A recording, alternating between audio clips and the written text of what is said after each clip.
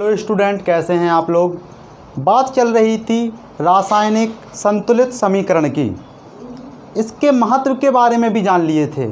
सबसे बड़ा महत्व जो हमने बताया था वो था कि द्रव्यमान संरक्षण के सिद्धांत की ये क्या करता है, पुष्टि करता है। यानी द्रव्यमान संरक्षण के सिद्धांत के अनुसार ना तो हम किसी द्रव्यमान को उत्पन्न करते हैं, ना ही किसी द्रव्यमान को नष्ट करते हैं। हमने इसमें एक आपको जो है अपवाद भी बताया था। अपवाद ये बताए थे कि जो आइंस्टीन हमारे महान वैज्ञानिक थे, इन्होंने क्या थ्योरी दे दी थी कि हम द्रव्यमान को नष्ट भी कर सकते हैं। सूत्र क्या लिखवाए थे, E=mc²। तो आइंस्टीन ने इसी थ्योरी के अनुसार ये बता दिया था कि जो हमारा द्रव्यमान होता है वो क्या होता है, एनर्जी में कन्वर्ट हो जाता है। नाभिकीय विखंडन अभिक्रिया होती है। इसके अनुसार अगर हमने बताया था इतनी चौक भरा, अगर यानी कि 1 ग्राम द्रव्यमान है जो कि 1 किलोमीटर तक विस्फोट करता है, इतनी एनर्जी होती है इस चौक में। समझ लो पूरा यहाँ हमारा स्टूडियो है प्रयागराज, वो तबाह हो सकता है इसकी एनर्जी से, जो इसके अंदर एनर्जी गेन है। अब कोई भी व्यक्ति इसका प्रैक्टिकल परिणाम नहीं किया था जब आइंस्टीन ने थ्योरी दी थी। आइंस्टीन की थ्योरी कहा जाता है E=mc²। इसको पढ़ने के लिए आप लोगों को बहुत ज़्यादा क्या करनी पड़ती है, पूरी डिस्कवरी करनी पड़ती है। तो सिर्फ ये फॉर्मूला बता करके हम लोग इसको क्या कर देते हैं, ख़त्म कर देते हैं। अगर फिजिक्स में सबसे बड़ा अपवाद है तो यही है, क्योंकि एक हम लोग आगे पढ़ेंगे आवेश संरक्षण का सिद्धांत। और आवेश संरक्षण के सिद्धांत में भी वहाँ पे भी थोड़ा सा ये क्या होगा, आप लोगों के दिमाग में खटकेगा। लेकिन सब बढ़िया है। चलो स्टार्ट करते हैं। आज संतुलित समीकरण को हम लोगों को किस हिसाब से समीकरण को क्या करना है, संतुलित करना है। जानते हो संतुलित समीकरण क्या होता है कि उत्पाद में उपस्थित प्रत्येक तत्व की संख्या तथा अभिकारकों में उपस्थित प्रत्येक तत्व की संख्या क्या होनी चाहिए, बराबर होनी चाहिए। यानी जितने अभिकारक में हमारे तत्व रहेंगे उतने ही उत्पाद में रहेंगे, तब तो क्या होगा, वो समीकरण बैलेंस होगा, संतुलित होगा। तो देखो अगर NCERT देखोगे तो उसमें चरण वाइज दिया है। आपके पेपर में भी आता है कि संतुलित समीकरण को संतुलित करने के कुछ नियम बताइए। तो सबसे पहला चरण ये होगा, पहला चरण क्या होगा कि किसी भी समीकरण को लिखने पर उसमें उपस्थित अणु के चारों ओर बॉक्स खींच लीजिए। जैसे हम एक लिख देते हैं आप लोगों को H2 + O2 और क्या बन जाता है, H2O हम लोगों का फार्मूला बन जाता है। बॉक्स खींचना है मतलब इस प्रकार क्या करना है, इसके आगे बॉक्स खींचना है। अब दूसरा नियम इसमें लिखा था कि हम लोगों को अब बॉक्स के अंदर कोई भी परिवर्तन नहीं करना है संतुलित करने के लिए, यानी बाहर ही करना है। दूसरा क्या है नियम, दूसरा नियम है कि अब संतुलित करने के लिए इस समीकरण को बॉक्स के अंदर कोई भी परिवर्तन नहीं करना है, बाहर ही कोई संख्या लगानी है, हैं। तो ये वाला हो गया एक नियम, हम थ्योरी नहीं लिख रहे हैं। तीसरा समीकरण क्या है कि हम लोगों को अभिकारक में उपस्थित परमाणुओं की संख्या तथा उत्पाद में उपस्थित परमाणुओं की संख्या की सारणी बनानी है। किस प्रकार, यहाँ पे देखो, अभिकारक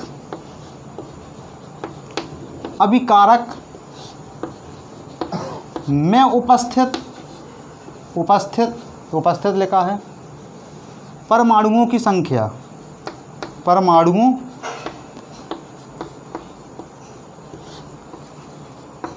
की संख्या इस प्रकार की है। यहाँ लिख लिए उत्पाद में उपस्थित परमाणुओं की संख्या इस प्रकार की है। कौन कौन से परमाणु हैं, हाइड्रोजन है, यहाँ पे H लिखो या हाइड्रोजन लिखो। दूसरा कौन सा परमाणु है, ऑक्सीजन है। इस समीकरण में हाइड्रोजन और ऑक्सीजन को छोड़ के दूसरा कोई परमाणु है ही नहीं, तो यहाँ पे ऑक्सीजन लिखो। लिखे, हाँ लिख लिए।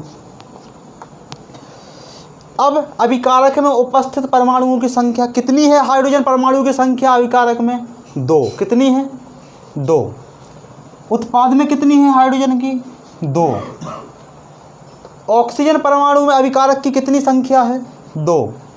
यहाँ पे कितनी है, कुछ नहीं लगा है मतलब 1 है, तो 1 है इसमें है।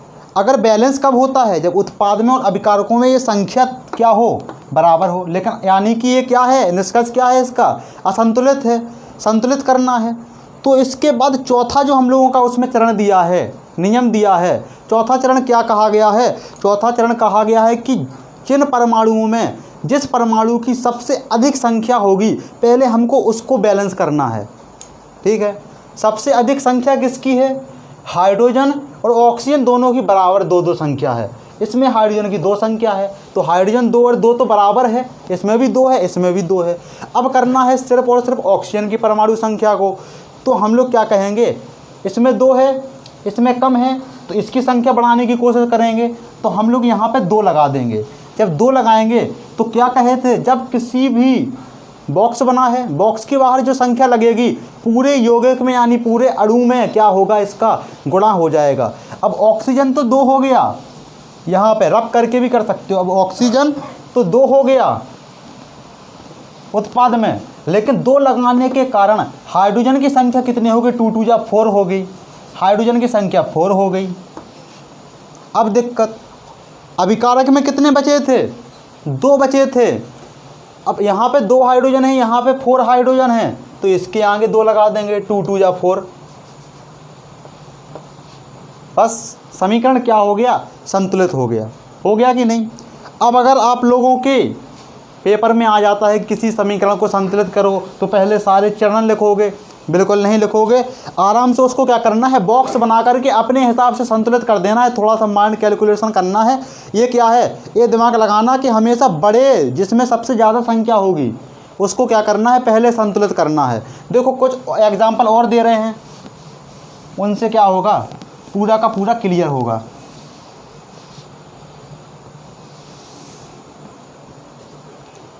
जैसे हमने एग्जाम्पल में लिखा कि Zn प्लस O2 क्या बनेगा, ZnO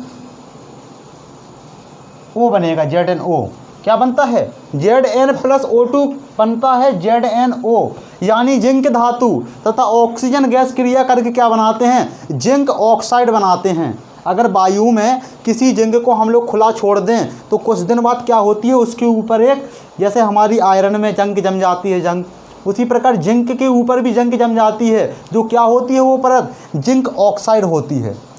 अब यहाँ पे परत जमेगी, लेकिन जब हम लोग लैब में इसको बनाते हैं तो जिंक का चूर्ण लेते हैं, जिंक का चूर्ण लेते हैं, ऑक्सीजन का चूर्ण लेते हैं। अब लैब में अगर हम लोगों की रिएक्शन नहीं कर रहा है तो टेम्परेचर बढ़ाएंगे, प्रेशर बढ़ाएंगे और क्रिया करा करके जिंक और ऑक्सीजन गैस क्या क्रिया करेगी, जिंक ऑक्साइड बनाएगी। अब यहाँ पे उसी तरह सिस्टम करो। अब कोई चरण नहीं लिखना है, अपने मन से दिमाग लगाना है। क्या दिमाग लगाना है कि देखो यहाँ पे जिंक की कितनी संख्या है, 1 है, जिंक की कितनी संख्या है, 1 है। अभिकारक और उत्पाद दोनों में जिंक धातु की जो हमारी बैलेंसी है पूरी है। अब ऑक्सीजन 2 है यहाँ पे और ऑक्सीजन 1 है, उत्पाद में ऑक्सीजन की संख्या 1 है और अभिकारक में ऑक्सीजन की संख्या 1 है, तो यहाँ पे क्या लगाएंगे, 2 लगाएंगे। ऑक्सीजन 2 हो गया, लेकिन जिंक भी 2 हो गया, यहाँ पे जिंक 2 है, 2 हो गया। एकदम आसान तरीका है, ठीक है। अब कुछ और ख़तरनाक दे रहे हैं आप लोगों को एग्जाम्पल, इसको रफ नहीं कर रहे। देखो दूसरा नंबर एग्जाम्पल क्या होगा। दूसरा नंबर, एक आप लोग रिएक्शन जो कि अक्सर देखे होंगे अगर ग्रामीण इलाके के कहीं पे हो, एक आप लोग जानते होंगे बिना बुझा हुआ चूना क्या होता है, CaO कैल्शियम ऑक्साइड।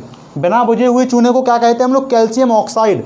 अब प्लस अगर हम इसमें जल मिला देते हैं H2O, तो हम लोगों को प्राप्त होता है, क्या प्राप्त होता है, बुझा हुआ चूना। CaO और H2O क्या मिलता है, CaOH का होल ट्वाइस, प्लस इसमें से कुछ ऊष्मा भी निकलती है। एक कंडीशन होती है, हर एक अभिक्रिया की कुछ ना कुछ कंडीशन होती है, उसमें से किसी में से एनर्जी निकलती है।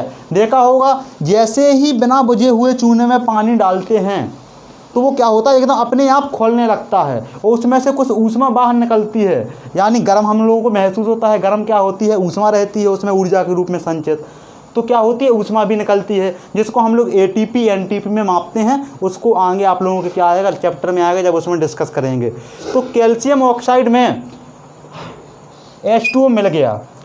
अब CaOH का होल ट्वाइस भी क्या है आप लोगों का, चूना है और ये भी चूना है। कि सर जी इसमें और इसमें फ़र्क क्या है फिर, तो देखो अगर हम लोग इस प्रकार लिखें CaO इंटू लगा करके H2O लिखें तब भी ये क्या है, बुझा हुआ चूना है। देखो यहाँ पे ऑक्सीजन के 2 अणु हैं, होल ट्वाइस लगा है, ब्रैकेट के बाहर 2 का गुणा ऑक्सीजन में होगा 2 हो जाएगा, हाइड्रोजन के बाहर 2 लगा है तो हाइड्रोजन में भी 2 हो जाएगा। यानी इसको हम सिंपली रूप में क्या लिख सकते हैं, CaO2H2। दिख रहा है, हाँ दिख रहा है, लिखा है CaO2H2। यानी कि 2 हाइड्रोजन के अणु और 1 ऑक्सीजन का अणु मिलकर के H2O बना देते हैं। जब H2O इसमें से निकलेगा तो O एक बचेगा और CaO मिलकर चूना होता है। CaO क्या होता है, कैल्शियम ऑक्साइड इनटू जल। यानी कि चूना में जब जल मिला रहता है, इसकी एक कंडीशन भी बताई थी हमने अगले उसमें चिन्हों में, कि किसी समीकरण के रासायनिक चिन्हों में इसके आगे AQ लिखा रहता है, AQ एक्वस जिसे बोलते हैं इंग्लिश में, और हिंदी में क्या बोलते हैं, जलीय घोल के रूप में ये हम लोगों को प्राप्त होता है। नमी रहती है इसमें, अगर सूख जाएगा तो फिर से ये क्या हो जाएगा, कैल्शियम ऑक्साइड बन जाएगा। और जब तक इसमें नमी रहेगी तब तक ये CaOH का होल ट्वाइस इसका फॉर्मूला रहेगा। ठीक है, अब इसे हमें बैलेंस करना है, जो कि हमारा मेन मुद्दा है। AQ भी हटाते हैं, बॉक्स बनाते हैं। बॉक्स बनाए कि सर जी CaO में कैल्शियम एक है अभिकारक में, और उत्पाद में भी Ca एक है ऑक्सीजन 1 और 2 1+1। जितने भी हमारे अभिकारक रहेंगे अभिकारक में, 2 हों 3 हों, सारे क्या हो जाएंगे, प्लस हो जाएंगे। तो O और O कितने हैं, 2 हैं इसमें, और इसमें कितने हैं, ब्रैकेट के बाहर 2 लगा है, ऑक्सीजन भी 2 हैं, हाइड्रोजन 2 हैं, हाइड्रोजन ब्रैकेट के बाहर 2 लगा है तो 2 हैं। यानी कि एक बात समझो यहाँ पे कि जल का कोई अणु ख़त्म नहीं हो रहा है, बैलेंस पहले से है, फिर ऊष्मा बाहर क्यों निकल रही है। बात एक हम लोगों के दिमाग में आती है कि ऊष्मा बाहर फिर कैसे निकल रही है, जब हमारे पास इसके भी सारे अणु हैं, इसके भी सारे अणु हैं, अणु तो बाहर हो नहीं रहे हैं CaOH का होल ट्वाइस के। ऊष्मा जो बाहर निकल रही है वो कहाँ से बाहर निकल रही है, द्रव्यमान नष्ट हो रहा है। द्रव्यमान तो नष्ट होता ही नहीं है नाभिकीय विखंडन अभिक्रिया के कारण। तो क्या होता है कि हर एक अणु के बीच में स्पेस होते हैं, इस प्रकार क्या होते हैं, स्पेस होते हैं। जब कोई पदार्थ बनाया रहता है स्पेस होता है, इन्हीं स्पेस में स्थितिज ऊर्जा संचित होती है, और ऊर्जा का कोई द्रव्यमान नहीं होता है।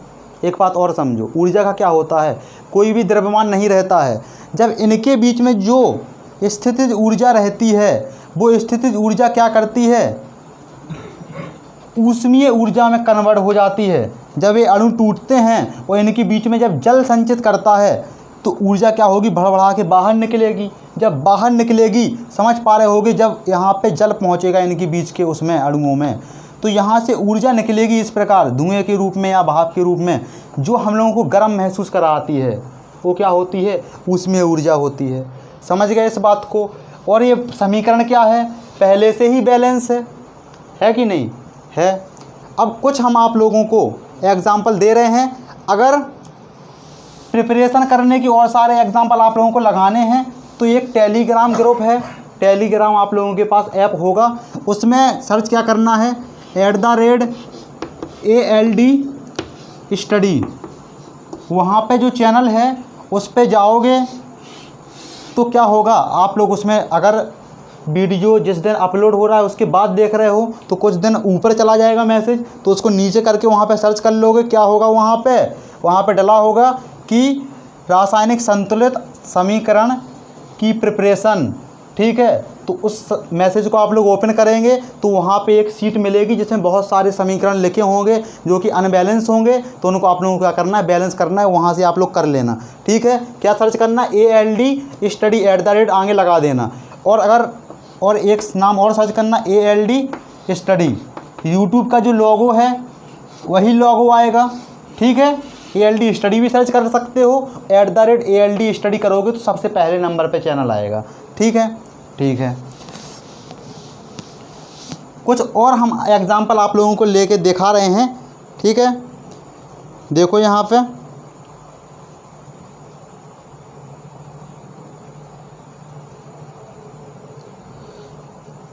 अगर हम लोग लें एग्जाम्पल में कि C3H3 प्लस O2 क्या बनेगा, CO2 प्लस H2O। अब यहाँ पे देखो कार्बन की संख्या कितनी है, 3, यहाँ कार्बन की संख्या कितनी है, 1, हाइड्रोजन की संख्या कितनी है, 3, हाइड्रोजन की संख्या कितनी है, 2, ऑक्सीजन की संख्या 2, और यहाँ पे 1 और 2 3 हो गई। ये समीकरण क्या है, खतरनाक है। इसको बैलेंस करने में क्या आने वाला है, मज़ा आएगा। देखो थोड़ा सा दिमाग लगाना पड़ेगा। सारे के सारे एटम क्या हैं, अनबैलेंस हैं, सबको बैलेंस करना है। बड़ी संख्या किसकी है, कार्बन हाइड्रोजन दोनों की 3-3 संख्या है, तो कार्बन और हाइड्रोजन दोनों को क्या करेंगे, बैलेंस करेंगे। अब कार्बन को बैलेंस करेंगे तो यहाँ पे 3 लगा देंगे, 3 कार्बन हो गया, सही है। अब हाइड्रोजन को बैलेंस करना है तो हाइड्रोजन का बैलेंस में अगर हम लोग यहाँ पे 3 लगाएं तब भी नहीं आएगा, अगर 1 लगाएं तो अब तो 2 ही है। अब अगर हम लोग यहाँ को 3 ही लगाना पड़ेगा, जब 3 लगाओगे तो 3 2 या कितना हो जाएगा, 6 हो जाएगा। अब यहाँ पे 3 है हाइड्रोजन तो यहाँ पे 2 लगाना पड़ेगा, समझ रहे हो। तो फिर 2 3 या 6, सबसे पहले बड़े अणु को करना है बैलेंस। अब बड़ा कौन हो गया, हाइड्रोजन हो गया, क्योंकि 6 हो गया है इसमें। अब 2 3 या 6 हो गया, वो तो बैलेंस हो गया। अब कार्बन फिर से क्या हो गया, अनबैलेंस हो गया, 2 3 या 6, कार्बन 6 हो गया यहाँ पे। अब यहाँ पे 6 लगा दो, कार्बन 6 हो गया, लेकिन ऑक्सीजन कितना हो गया, 6 2 या 12 और 3 15 हो गया। कितना हो गया, 15 हो गया ऑक्सीजन। अब अगर हम लोग यहाँ पे 3 और 12 15 है, अगर 7 लगाएं यहाँ पे तब भी दिक्कत है कि नहीं। 7 लगाएंगे तो 14 हो जाएगा ऑक्सीजन गैस, नहीं हुआ। 8 अगर यहाँ पे लगाएं तो 16 हो जाएगा, लेकिन ये कितना हो जाएगा, 3 और 15 है, 16 हो गया। अब यहाँ पे हम लोग लगाएंगे कितना लगाना है, यहाँ पे लगाएंगे हम लोग, समझ लो 4 लगाएंगे, 4 2 या 8 होगा, नहीं होगा। 6 लगाना पड़ेगा, 6 जो 3 से मल्टीप्लाई हो, क्योंकि यहाँ पे 3 है हाइड्रोजन संख्या में। जब यहाँ पे 6 लगाएंगे तो ऑक्सीजन कितना हो जाएगा, 6 और 6 2 या 12 18 हो जाएगा, 18 हो जाएगा। यहाँ पे 9 लगाएंगे, सबसे बड़ी संख्या क्या थी, ऑक्सीजन थी। अब ऑक्सीजन बैलेंस हो गया, ऑक्सीजन बैलेंस हो गया। हाइड्रोजन कितना हो गया, 6 2 या 12, यहाँ पे 4 लगा देंगे, 4 लगा दिए, 4 3 या 12 हो गया बैलेंस। कार्बन कितना हो गया, 4 3 या 12 और 6 हुआ यहाँ पे, दिक्कत। अब यहाँ पे 12 लगा देंगे, जब 12 लगाए तो अब ऑक्सीजन कितना हो गया, 24 और 6 30 हो गया। यहाँ पे 15 लगा देंगे, 15 लगाए, बढ़ता जा रहा है कि नहीं। इसी प्रकार करना होता है बैलेंस, जो बड़ी संख्या उसको पहले बैलेंस करो। 15 2 या 13 हो गया, 30 हो गया बैलेंस। 4 3 या 12, कार्बन 12 है 12, हाइड्रोजन 12 है, 4 3 या 12, सारे एटम बैलेंस हो गए। देखो यहाँ पे कार्बन देखेंगे, कार्बन 4 3 या 12 होगा, कार्बन की संख्या 12 है, यहाँ पर 12 है, 12 लगा है, 1 है, 1 में 12 का गुणा होगा, 12 हो जाएगा, ठीक है। कार्बन बैलेंस हुआ, बैलेंस। हाइड्रोजन देखेंगे, 4 3 या 12 हो गया, 12 हो गया, 2 लगा है, 6 2 या कितना होता है, 12 होता है, हाइड्रोजन बैलेंस। अब क्या हुआ, ऑक्सीजन है, 15 2 या कितना हो जाएगा, 15 2 या 30 हो जाएगा। अब 12 2 या कितना होता है, 24 और 24 प्लस 6 कितना हो गया, 30 हो गया। इसमें 30 और इसमें 30, यानी कि हम लोगों का ऑक्सीजन भी कितना हो गया, 30, दोनों तरफ है, बैलेंस हो गया कि नहीं बैलेंस। यानी कि अब ये समीकरण क्या है, हम लोगों का सही भी है और संतुलित भी है, द्रव्यमान संरक्षण के सिद्धांत को संतुष्ट भी कर रहा है। तो बस इससे आप लोग क्या हो गए होगे, एक सबसे कठिन टाइप का ये क्या था समीकरण था, इससे भी कठिन आएंगे, लेकिन घबराना नहीं है। जो सबसे बड़ी संख्या हो जाएगी उसको फिर से बैलेंस कर दो, बढ़ते बढ़ते एक ऐसा लिमिट आएगा जो सबसे कम से कम संख्या में आप लोग समीकरण को संतुलित कर लोगे। ठीक है, तो बस लेक्चर काफ़ी बड़ा हो चुका है, आज के लिए इतना ही। मिलते हैं अगले लेक्चर में। आप लोगों को क्या बताना है अगले लेक्चर में, संतुलित समीकरण तो सीख गए हो, लेकिन समीकरण में जो फॉर्मूला हम लोग यहाँ पे लिखते हैं कि C3H3 ही क्यों होगा, यहाँ पे O2 ही क्यों होगा, CO2 ही क्यों होगा, यानी कि कुछ बैलेंसी होती है ना, C2O2 क्यों नहीं लिख सकते, इसको लिख सकते हैं अगर हमारा मन होगा, लेकिन नहीं लिख सकते, कुछ सीमाएं होती हैं, क्या होती हैं, क्या कारण होता है, उसको अगले लेक्चर में क्या करेंगे, बताएंगे। तो फिर तब तक के लिए बाय बाय।